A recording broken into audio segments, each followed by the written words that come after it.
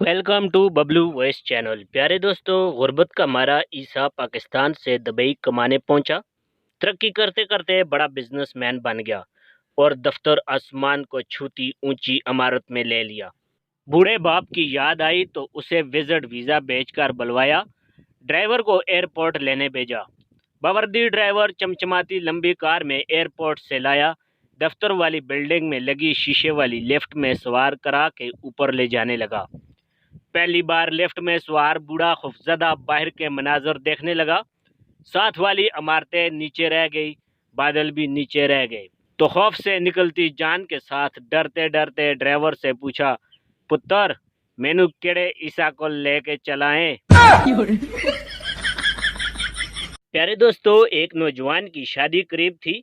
वो खानदान के एक ऐसे बुजुर्ग के पास गया जिनकी शादी कामयाब तरीन समझी जाती थी कि उनसे कामयाब शादी का राज पाले।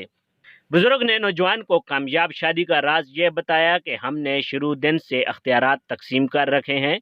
छोटे मामलात में बेगम की चलती है और बड़े इश्यूज पर मेरी राय मोतबर समझी जाती है। अंकल मैं कुछ समझा नहीं।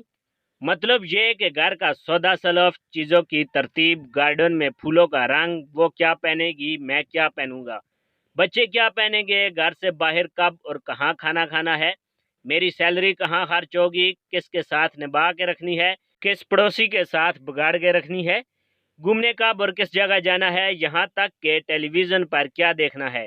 इस तरह के सब छोटे छोटे कामों पे तमाम फैसले बेगम करती है, उसकी चलती है। अंकल फिर आपकी राय।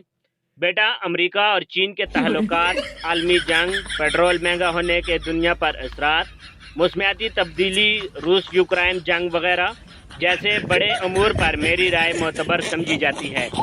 मैं बस ऐसे इश्यूज पर ही राय देने का मुजाज हूँ और यही हमारी कामयाब शादी का राज है। मुअज़्ज़ज़ सामीन ग्राम, आरिफ नकई वज़ीर आला पंजाब थे। उन्हें अजवा खजूर का बाग लगाने का शौक़ हुआ। महकमा ज़राअत को हुक्म दिया कि आला नस्ल की अजवा खजूर का बाग लगाया जाए। सारा महकमा अजवा खजूर ढूंढने में मसरूफ़ हो गया, लेकिन ना मिली। इस मसले के पेश नज़र एक आला सतह की मीटिंग कॉल की गई। सब अफराद इस मसले का हल देने में नाकाम रहे। एक जूनियर अफसर ने राय दी कि कोई सी भी खजूर लगा देते हैं, खजूर बड़ी होने तक इन्होंने कौन सा वजीर आला रहना है। फिर अगले ही दिन अजवा खजूर का बाग लगा दिया गया। अजीज दोस्तों, अहमद फराज सो रहे थे कि फ़ोन की घंटी बजी। फ़ोन उठाया तो दूसरी जानिब से आवाज़ आई, मैं यूसुफ लोधी बोल रहा हूँ, एक उलझन थी इसलिए तुम्हें फ़ोन किया। फराज ने कहा, फरमाइए। लोधी ने कहा, बस इतना बता दो, ये जो लफ्ज़ कह का है ये कलम वाले काफ से है या कुत्ते वाले काफ से है। अहले पंजाब के यहाँ काफ और क्याफ के मखरज में कोई फ़र्क नहीं।